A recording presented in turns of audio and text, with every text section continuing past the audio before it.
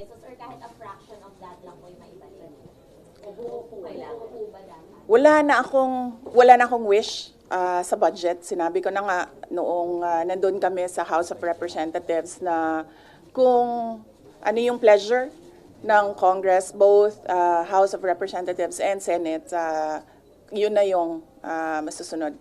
As I said, that they have the power of the purse. So kami, susunod lang kami kung ano yung bibigyan ng budget. Pero kung ano man yung maiwan, kung meron mang maiwan, tutuloy pa rin kami sa kung ano yung ipagkasya namin na mga pwedeng serbisyo doon sa ibibigay na budget. Hindi mabalik, may mawawalan po ba ng trabaho sa OVP na?